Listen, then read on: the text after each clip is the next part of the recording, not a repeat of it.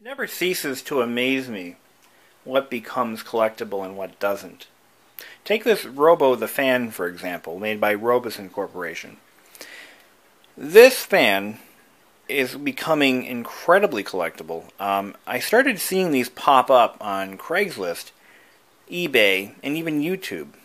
And the prices people are asking for them are anywhere from about $50 to $100. So I stuck that in the back of my mind. Hey, if I ever find one for the right price, I'm going to buy it. And it just so happens I have a newborn nephew who I thought might benefit from something like this. So when I found one of these at Savers for $7, I snapped it up. It was complete, has all the arms, no missing trim pieces. It still has the original control knob. Everything worked. I tested it in the store. All it needed was a good cleaning and a lubrication job. So I bought it for $7, brought it home, tore it apart, cleaned everything. All the plastic pieces were cleaned in the dishwasher. And, of course, with no heated dry option turned on. And got it nice and clean. Took the motor apart, cleaned it, put some nice fresh oil in the felt pads. This thing's running pretty great. So then I took some photos of it to show it to my sister to see if she wanted it for my nephew, her son. And this is the picture I sent her.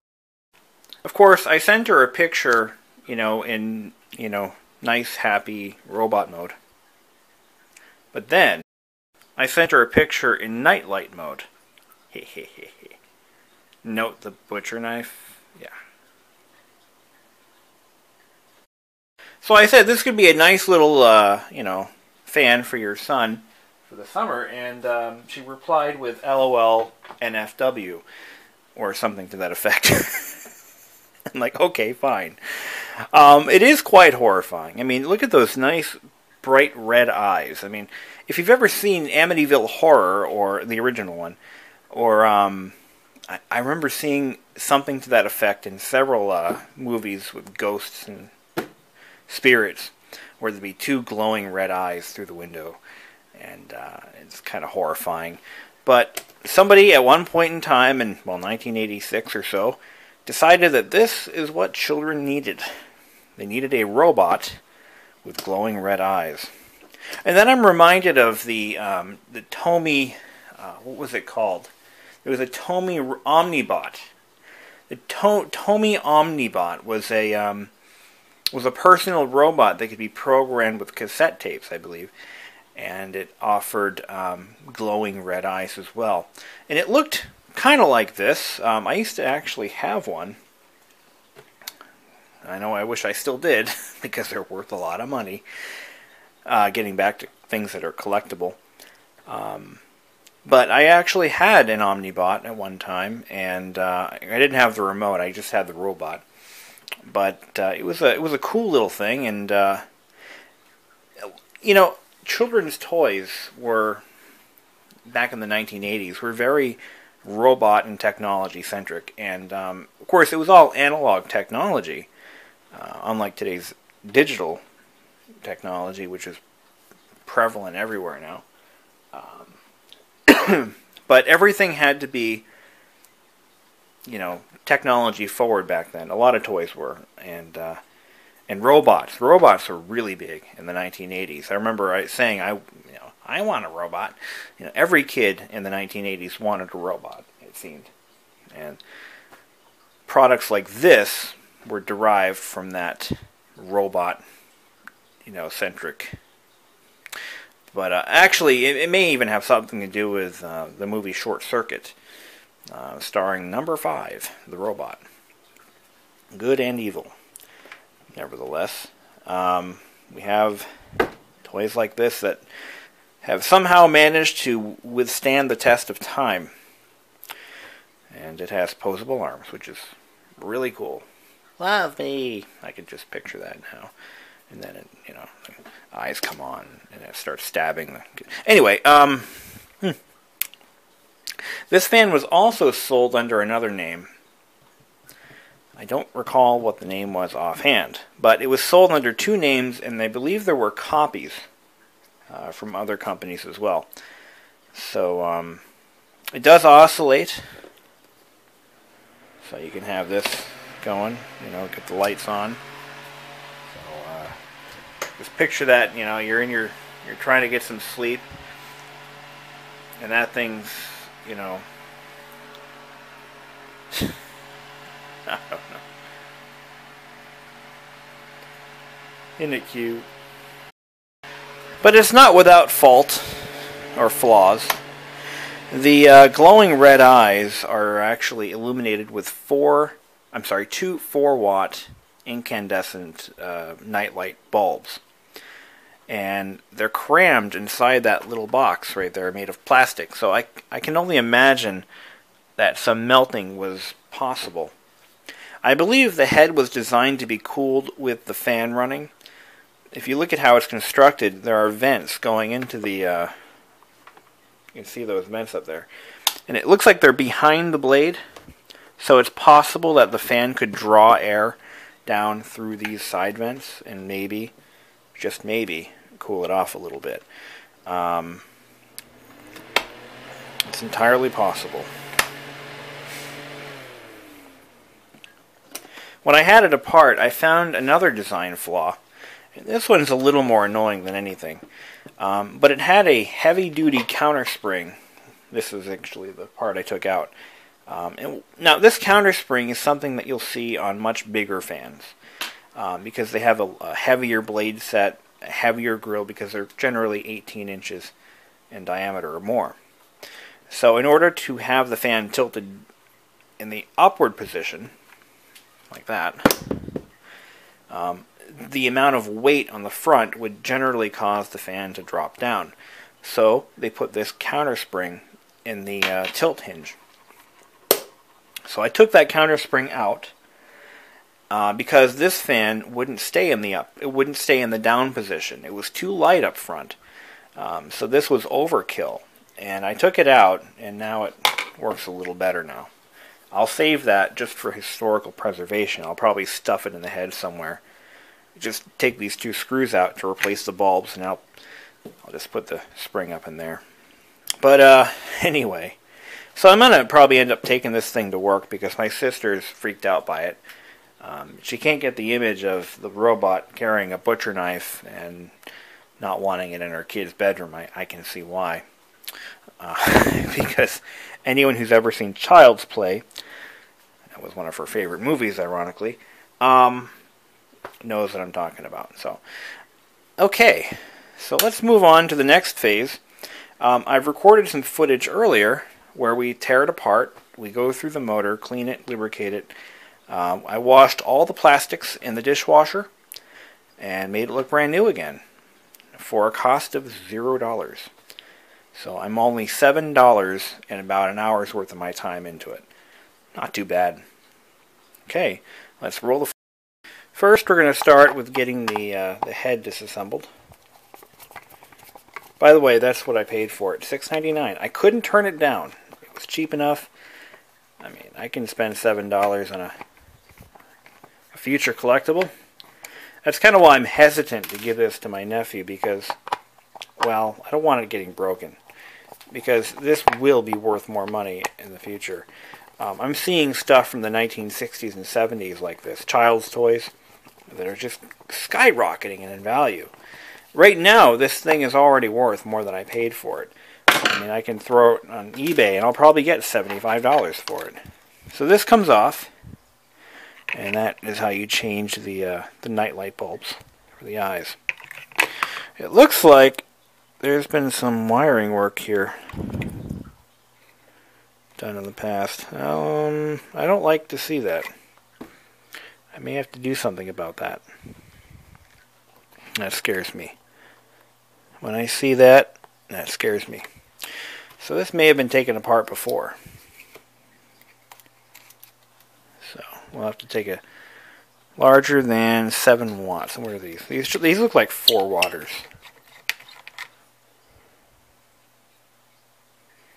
Usually stamped in the base.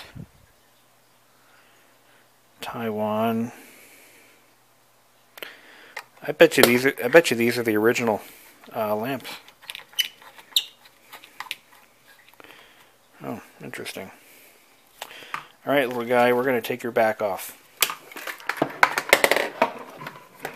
Alright. Let's take this off first. So we're going to have to pull the oscillator knob off. There's a screw in the middle holding that in place.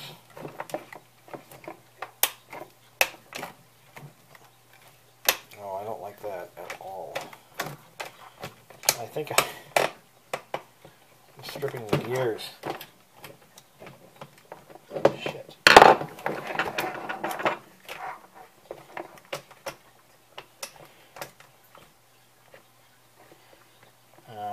Shit.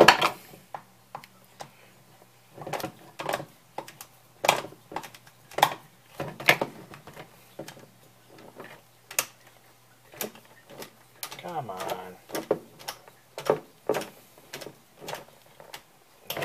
That's not happening, man. I think I'm breaking it. Great. Well, there goes my collectible. Antique again. Seriously? Please. Well, that was not easy. I actually ended up just pulling the screw right out. It would not unthread. It just would not, it wouldn't happen, so.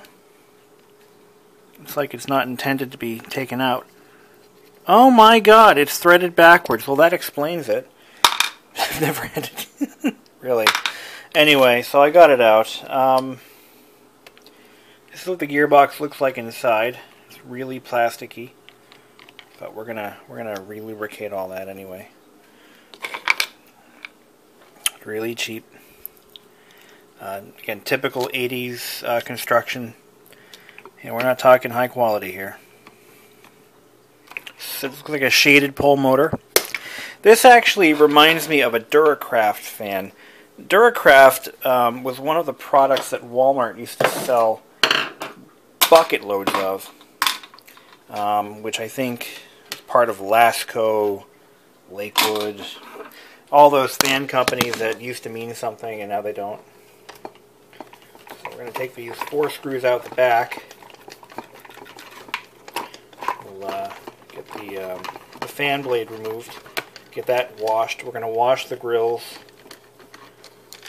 in hot soapy water, make it look brand new again. What I'm going to do for this shaft here, it's actually split. No thanks to me. I think I may have done that. What I'm going to do is clean it up really well and get some... Whoa. Sorry about that. Clean it up really well and get some glue in there and kind of compress it down, and we'll get it to be strong again. I mean, it doesn't hinder the operation. It just kind of bothers me a little bit when that happens. Oh, look at the cute little fan blade. Yeah, in the dishwasher you go.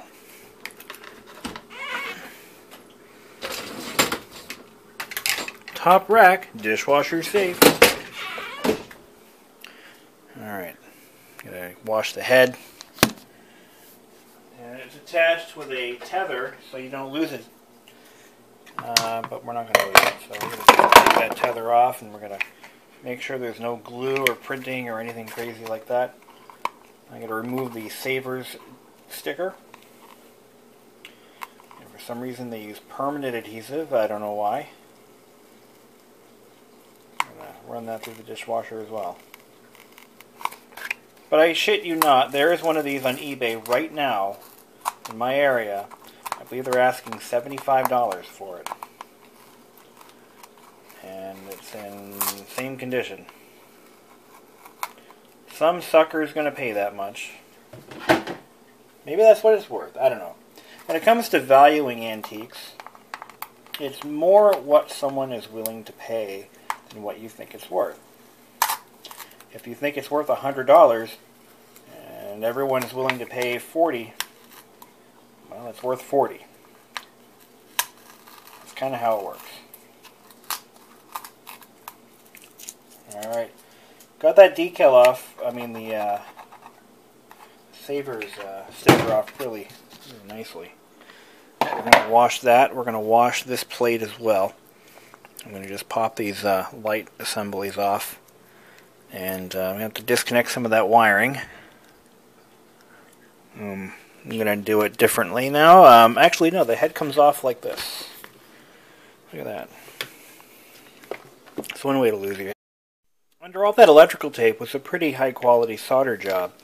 Now when we reassemble it, it goes without saying that everything gets soldered.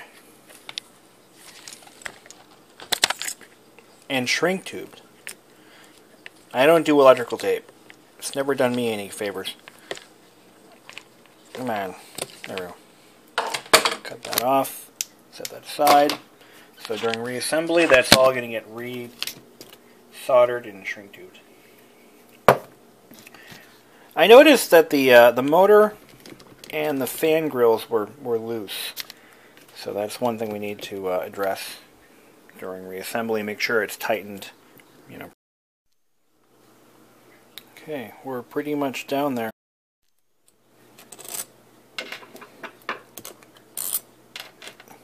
Now we can clean up the bearings.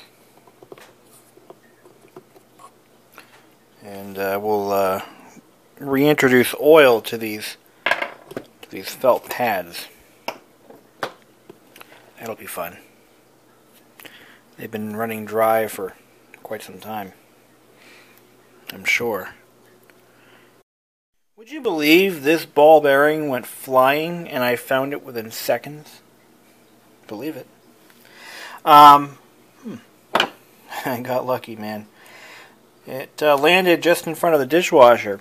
So this is how the tilt mechanism works. You've got a counter spring here, and then it's supposed to be held in position by that little ball bearing. Well, we saw how well that was working. I may take the spring out because that spring was forcing it back. Alternatively, I could probably see if this piece comes out. No, it doesn't. Oh, it does. It's one entire assembly. We'll take some of the lubrication out of there. But I may end up removing that spring. There's no need for it there. I mean, it's overkill.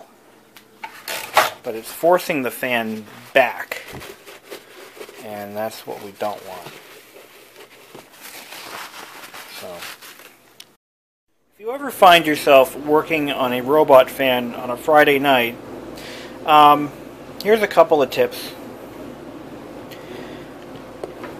Well, first of all, when you take this apart, be careful. There's a ball bearing in there that's under spring tension, and you can save that bearing by putting your hand right up here as you lift the motor off the base, or at least the tilt plate. Secondly, this little spring here, it serves no purpose in life.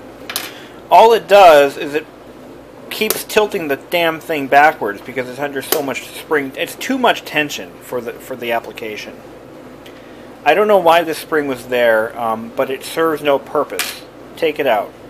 Thirdly, when you reassemble the ball bearing under the spring tension and you're trying to insert the motor into the base, here's what I found works. I took this automotive type feeler gauge and I found one of the thin gauges. I'm going to demonstrate this. I'm not going to do this again. This is this is a one-shot deal for me. But I inserted the feeler gauge between the tilt plate and the base. And I inserted it in such a way that the ball bearing was resting against the side of the feeler gauge. Now, as I pushed down on the base, it actually drew the ball bearing into its recess until it hit the metal U-shaped piece of metal that it goes into. And then you make sure that that ball bearing doesn't land in front of this hole where it'll be shot back out in front of you. You want to try to guide it down between here and here, and then it'll go into its detent position. It's pretty obvious that they used a design from a much bigger fan. when they came up with this, and they installed this spring, which is unnecessary. It really was causing me more problems than it was solving. So by removing that spring, this can be tilted in one of two different angles.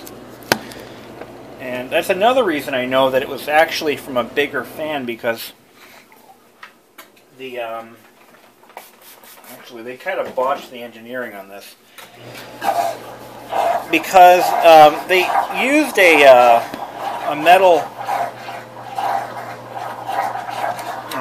we'll just call it a tilt thingy.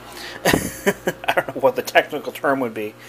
The piece of metal that goes into this base, well, they used one that has 4 detents, or 4 positions, for the ball bearing to rest into. But only 2 of them are usable in this product.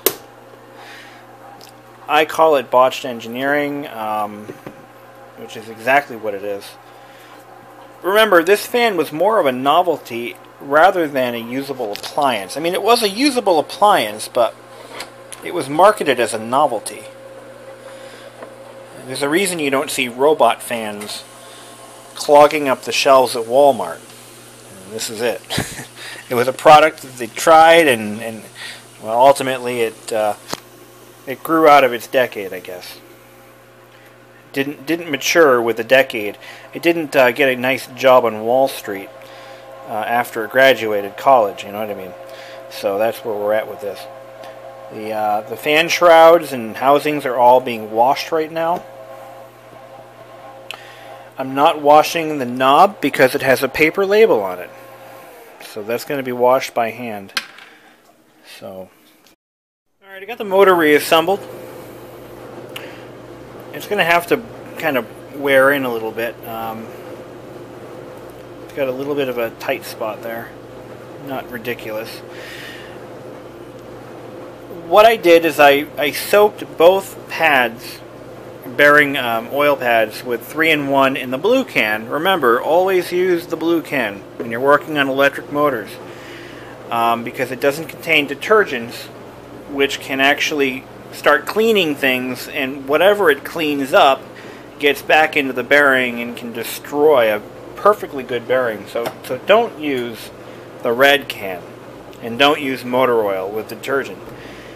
You want to use a lightweight machine oil or electric motor oil, which is what the blue can is all about. What the blue can is all about. And the voice of Bill Cosby, that's really badly imitated. So we're going to turn this on. The motor runs smooth. It's running great. So these are permanently lubricated motors from the factory. They don't expect you to start running this thing 30 years after it's made, which is why it's important to make sure that these get lubricated on a regular basis. The oil, the pads that are soaked in oil, they're placed against the bronze bushings. The bronze bushings are porous, and they can draw the oil in from the pad on an as-needed basis. I believe it pretty much happens as it warms up. But this thing's running pretty good. I still have that spot though. You probably had it before. I didn't even think to check. It's behaving like the shaft is bent, and it may be. Like I said, this is not a high quality product.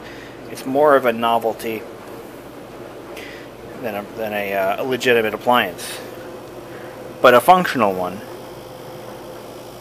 The motor's not too bad though.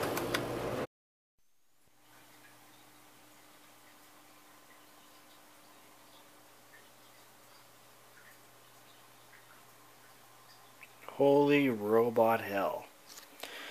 All the parts are out of the parts washer / dishwasher, and we're going to now start by assembling the transmission. We're going to be using white lithium grease. This is not the kind I prefer to use, but it's available and I have it and it's paid for, so we're going to use that. White lithium grease is actually the right stuff because we're dealing with plastic parts. And you want to use white lithium grease on plastic parts. That's pretty much it. in a nutshell. Assembly of the slip clutch is a little bit challenging, but it's not that bad. All I had to do was insert the ball bearings in the spring at just the right moment, and that is all functional now. So we're going to just slide that in. We're going to throw some grease in there, slide it in, and hopefully. Okay. Well, I had that upside down. I figured that out real quick. Now it should be okay. Quick rundown of how this works. When this is engaged, the ball bearings are pushed into this gear, which engages basically as like a limited slip clutch, or a low slip clutch. It uses the spring tension behind the ball bearings to keep everything tight. If this fan were to, be held on to by a child or an adult while it's running, this will allow it to slip a little bit. When the clutch is disengaged, this is pulled up, and the ball bearings and spring are immediately thrust into this side of the cover. It just kind of mates together. If I were to pull this up right now, those bearings would go flying. But if I put this cover on, and I pull up on that handle, the bearings would be locked into the top of the cover. So it actually works exactly like a Westinghouse fan would work. This design was adopted by Westinghouse many, many years ago, back in the 1920s, I believe, for their oscillating fans. Note how I fixed the cracked oscillator knob post with heat shrink tubing. Alright, so we've got the wiring all done for the lights, and we're going to now pull that wiring through so we can get the lights in position and get the head on straight. Okay, the eyes are hooked up, and I'm zip tied right back to where they were originally.